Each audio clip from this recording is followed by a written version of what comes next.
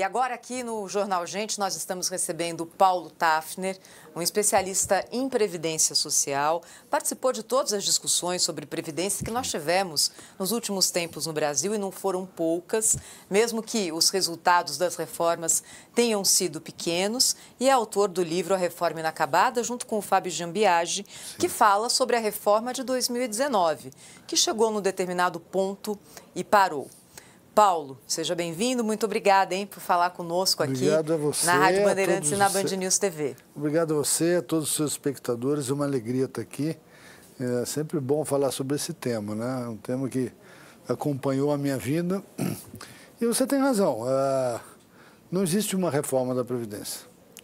Existem processos de reforma da Previdência. Alguns são bons, outros são ruins, fracos. A de 2019 é uma boa reforma, foi uma boa reforma, mas foi incompleta. Deixou pontas abertas, arestas não fechadas e não tratou de todos os temas que dizem respeito à Previdência. Mas tem uma coisa que diz respeito à vida das pessoas, no dia a dia, que é algo que a gente já poderia ter resolvido e não resolveu.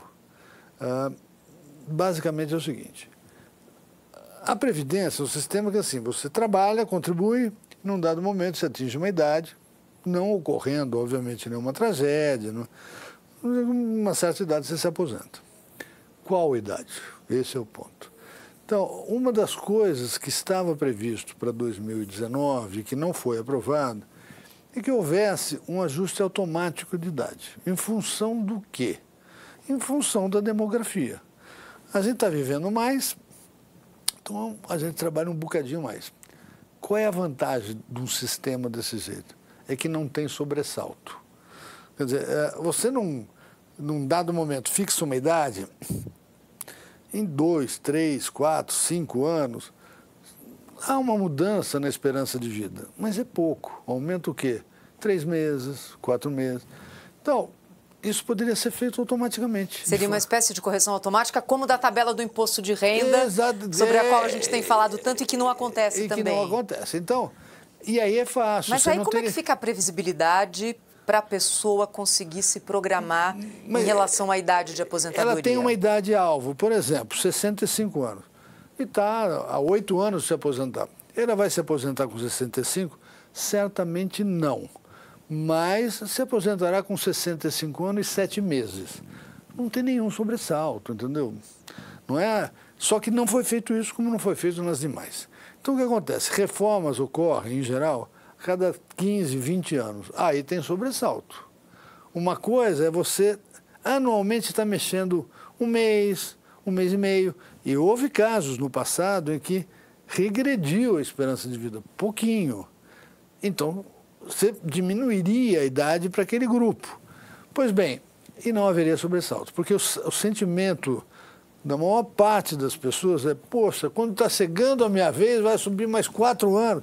E 4 anos é muito, aí é muito, de fato. Veja só, eram 60 anos, foi para 65, 5 anos, é muito.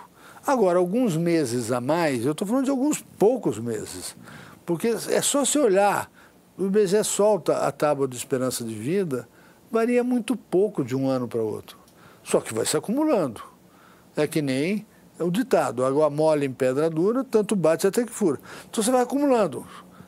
Um mês num ano, mais um mês e meio no outro, mais 3 meses no outro, mais 2 no outro. Quando você deixa muito tempo sem mexer, para corrigir, são 4 anos, 5 anos. É um sobressalto na vida das pessoas. Eu entendo. E é por isso que, entre outras coisas, nesse livro a gente propõe um mecanismo de reajuste automático. Quero deixar claro para você e todos os seus espectadores: isso não é uma novidade do Brasil. Todos os países desenvolvidos do mundo já implementaram a revisão automática. Não tem sobressalto. Anualmente você vai olhar: poxa, aumentou um mês, tá bom. O outro ano aumentou meio mês. O outro... Então você já sabe, eu vou me aposentar com 65 e 4 meses. Não é uma tragédia, não é uma tragédia. E cada vez mais esses incrementos, eles vão ser menores. houve um incremento muito grande durante os anos iniciais dos 2000 até 2015, agora está suavizando. Por quê? Porque lá atrás o que aconteceu é que a sobrevida que decorre de condições de saneamento, de saúde, ela deu um salto muito grande. A ciência médica deu um salto muito grande em 20 anos. Então, a esperança de vida aumentou muito. Mas agora, é um aumento pequeno. Então, as variações seriam mínimas. Então, esse é um mecanismo razoável, inteligente, suave, sem sobressalto para a população, para aquele que está nos ouvindo hoje. Apoiem a ideia de um reajuste automático dado pela demografia. Acabou. E aí não tem sobressalto para todos os nossos brasileiros. Então, deixa eu te perguntar uma coisa antes, Paulo, que é a seguinte. A gente não escapa de mais uma reforma na Previdência, de acordo com o que o país hoje arrecada por aqueles que trabalham e paga de benefícios, não só de aposentadoria, mas tem muita coisa pendurada hoje na Previdência. Não escapamos. Não escapamos. Quer dizer, a gente vai ter que fazer novos aprimoramentos, entendeu? A gente vai ter que mexer na idade, porque não pode parar a idade, tem que deixar ela flexível.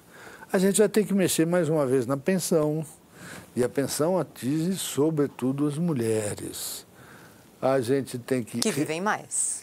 Que vivem mais.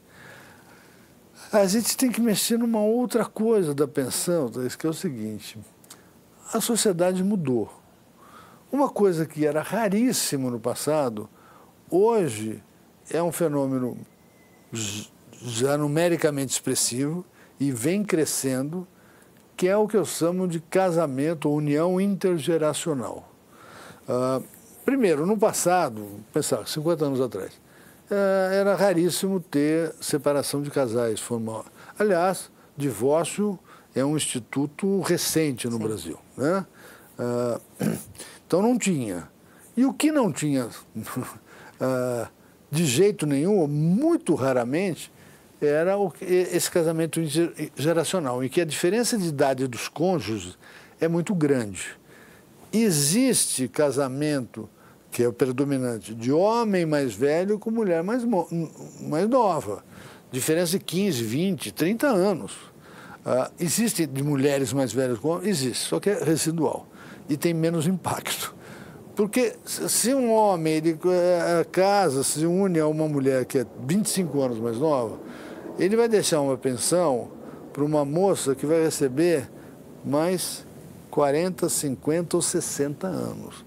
Isso não estava previsto, né? Mas aí como é que se faz num caso como esse? Então você tem que ajustar o benefício. O que é ajustar o benefício? Olha, moça, vai ser assim, você é 30 anos mais nova que ele, vai ter um deságio, você não vai receber o valor integral, você vai receber um pedaço. Por quê? Porque estava previsto receber 10 anos, você vai receber 60. Tá certo? Essa é uma coisa a corrigir. Obviamente que preservando o direito da prole. Essa não. Não importa se a moça tem 18 anos, 25 ou 52, não importa. O fato é que se tiver filho menor, tem que ser garantido a ele, né, a pensão proporcional até os 21 anos. Acabou, passou. Mas para a viúva, a gente tem que fazer ainda alguns ajustes, tá certo? Então, já melhorou. No passado, era possível uma pessoa casar com uma moça, morrer no dia seguinte e ela receber pensão pro resto da vida. Isso não é mais possível. Mas ainda temos que melhorar. Temos que melhorar algumas carreiras. Nós temos ainda algumas carreiras que são tratadas de forma diferenciada, como os professores, os policiais, entendeu? As Forças Armadas. Então a gente tem que enfrentar isso também. Talvez tenha que manter alguma diferença, mas não como é hoje. Por exemplo, os policiais federais, que estão tão em voga nesse momento, né? Eles se aposentam 10 anos mais novo. E tem uma decisão recente também do Supremo Tribunal Federal reduzindo a idade da aposentadoria para policiais mulheres. É uma decisão monocrática, né? Do meu ponto de vista. Você sabe que existem aquelas coisas que são 100% certas, 100% erradas, e tem um in-between, que está no meio. Essa é 100%, zona cinza. Essa não tem zona cinza, é 100% errada. 100% errada. O ministro tomou uma decisão, aderindo à tese de que, na regra geral, mulheres têm 3 anos menos do que homem. Ele só não percebeu que a regra geral tem 65 anos. Se ele estava tão incomodado, amigo, é diferente. Tá bom, mulheres não pode se aposentar na mesma idade que o homem. Então tá bom, vai ser homem 65 e mulher 62. Não, ele preferiu pelo pior caminho. Homem 55 e mulher 52. Quer dizer, essa é um tapa na cara do cidadão. Honestamente, é uma afronta ao bom senso, ao senso de justiça, à justiça social. Um trabalhador pobre, miserável, tem que trabalhar até os 65 anos. Uma policial federal até os 52 anos. Desculpe, com todo o respeito e admiração que eu tenho, eu posso vir a ter pelos policiais federais, não faz nenhum sentido. E, portanto, a decisão do ministro, que é monocrática, acho que vai passar para o plenário, não sei, é totalmente absurda. Assim, é quase um crime. Mas, enfim, é uma decisão, tem que se cumprir a decisão. Não gosto da decisão, acho injusta, errada e atenta, inclusive, contra o equilíbrio fiscal. É mais despesa. Pois bem, então são regras que têm que ser mudadas. Tem que ser enfrentado, por exemplo, o trabalhador rural. O trabalhador rural não foi tratado na reforma de 19. Eles se aposentam 10 anos antes que os trabalhadores urbanos. Todas as evidências são no sentido de que não há essa diferença. Não há nenhum indicativo de que o trabalhador rural morra 10 anos antes do trabalhador urbano. E, a bem da verdade, aquela ideia do trabalhador rural, com chapéu de couro, enxada na mão e pé descalço, é uma figura que ficou no passado, não existe mais. Quem conhece o meio rural brasileiro sabe que isso não existe mais. Pode existir lá nos rincões da Amazônia, mas se você pegar todos os estados agrícolas do país, você vai lá, o rural não é assim. Não, são polos de riqueza. São polos de riqueza. Você falou muito bem, né? Às vezes eu tenho um temor de falar isso, mas é isso, de prosperidade. Sim, são você vê os trabalhadores... As cidades que ficam ali nas zonas do agronegócio mais forte, professor, são riquíssimas. Não, e muitos trabalhadores rurais moram na cidade. Riqueza chegando em lugares onde ela não chegava ainda. Mas eu costumo dizer que há políticos, eu não vou nominar, mas certamente esse governo tem essa cabeça. Há políticos que têm a cabeça de ontem, pensando o Brasil de anteontem. Não é um Brasil que existe mais, mas aquilo está incutido na cabeça deles. As mulheres decidiram não ter mais filhos, ou ter muito pouco. Então, pensa só, 60 anos atrás, outro dia, 50 anos atrás, as mulheres no Brasil tinham 4, 5 filhos, em média. Hoje, elas não têm 2. É 1,58, segundo o novo censo, 1,60. É tão baixo que não repõe a população, porque você precisa de 2 para produzir 1, né? Então, para reproduzir esses 2, precisaria 2 e mais um pouquinho, porque alguns morrem. A taxa de reprodução no Brasil, de fecundidade, está 1,60. Então, a população vai começar a cair. Eu, quando era estudante, estava em moda o debate sobre explosão demográfica no Brasil. Tinha gente defendendo algum tipo de controle. Era uma questão polêmica que estava no noticiário. Pois bem. Não é? Anos 70, não aconteceu anos 80. Nada, não houve nada disso, e as mulheres fizeram a revolução. E agora o problema é outro. Nós estamos discutindo implosão demográfica. Agora, professor Paulo Tafner está aqui hoje no Jornal Gente falando sobre reforma da Previdência. Como é que a gente faz com essa necessidade de ter uma idade maior para a aposentadoria versus um mercado de trabalho que ainda não é acolhedor para esse trabalhador com 50 e tantos, 60, 60 e tantos. O que a gente ouve muito, inclusive dos ouvintes da Rádio Bandeirantes, tudo bem, eu trabalho um pouco mais, mas aonde? Sim. Como é que se faz isso? Quem que já resolveu esse problema? Esse é um desafio. Como eu estava dizendo, aquela primeira parte das coisas que eu mencionei diz respeito a reformas paramétricas. Agora, nós temos que fazer uma mudança estrutural no sistema, porque as condições totais mudaram. As condições de reprodução da sociedade demográfica, as condições do mercado de trabalho.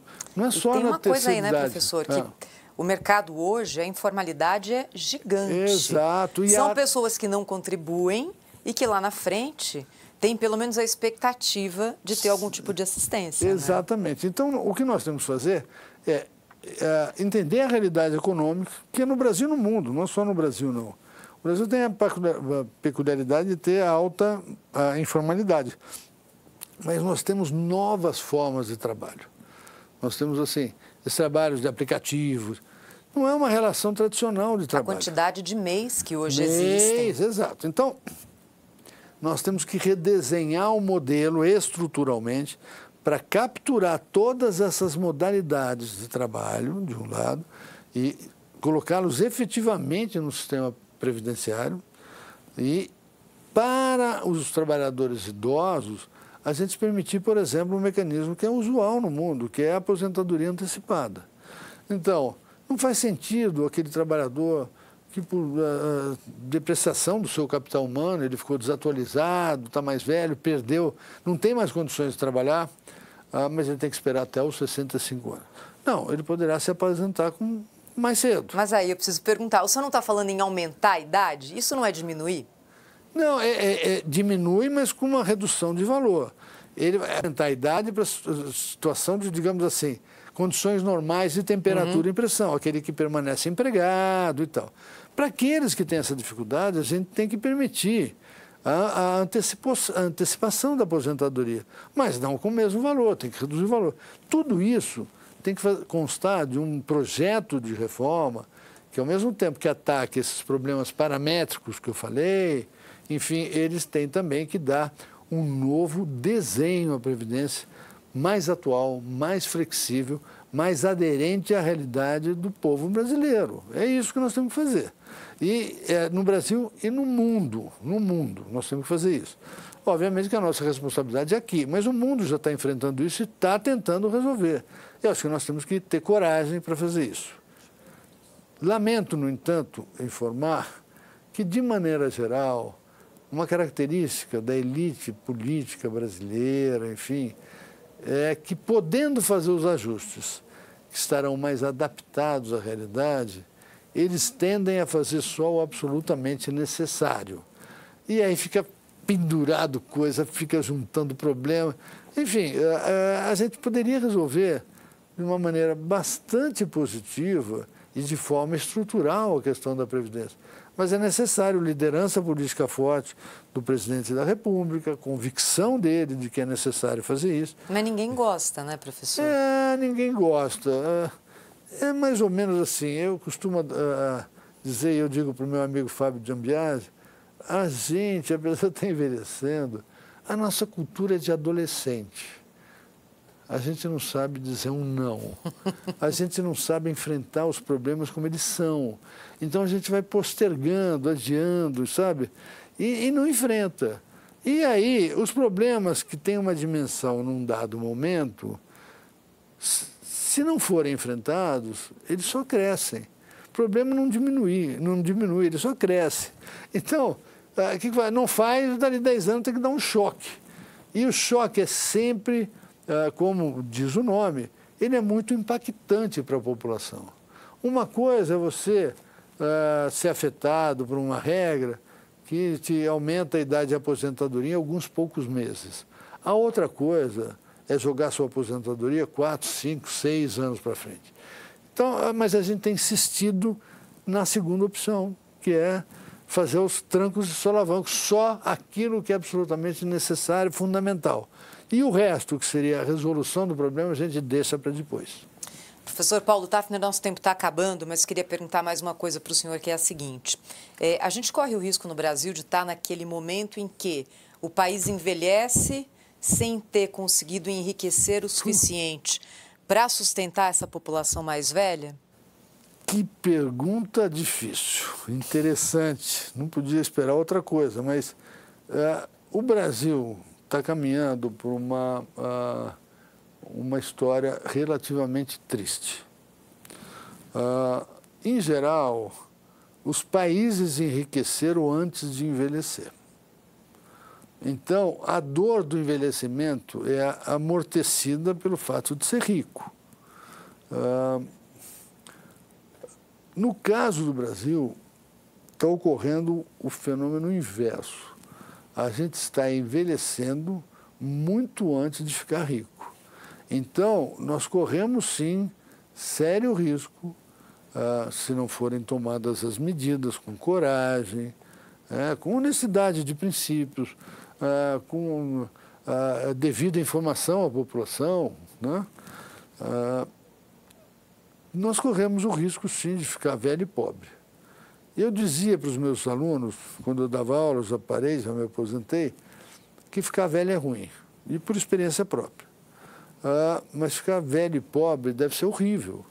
E o Brasil está escolhendo esse caminho. Ele está envelhecendo aceleradamente e não tomou as medidas para ficar rico. Então, como diz meu amigo Marcos Lisboa, o Brasil tem enfrentado isso não é por acaso, são escolhas sucessivas. A gente podendo escolher um caminho, a gente, do bem, vamos, do ponto de vista econômico, a gente não está escolhendo esse caminho. O resultado é que o Brasil, desde a democratização, tem crescido pouquíssimo. Outros países estão passando a gente, né? Então, eu vou dar um exemplo. A Coreia, por exemplo, tinha um PIB per capita nos anos 60 igual ao do Brasil, hoje é 3 vezes maior. O Chile, nos anos 80, tinha um PIB per capita que era 80% do brasileiro. Hoje é o dobro. Um cidadão chileno é 2 vezes mais rico que um brasileiro. Então, a gente poderia estar em outra trajetória? Poderia, mas deveríamos ter feito as escolhas certas. Eu acho que agora nós estamos chegando no limite, porque a população atingindo um grau de envelhecimento que nós vamos atingir nos próximos, está previsto para os próximos 15, 18 anos. Se não tomarmos as medidas, a gente vai ter problema de insuficiência de recursos, não apenas para a Previdência, mas para a saúde. Porque ficar velho implica maior gasto com saúde, gastos grandes. Uma coisa é a saúde de uma criança ou de um jovem, que custa nada, é nada. É vacina.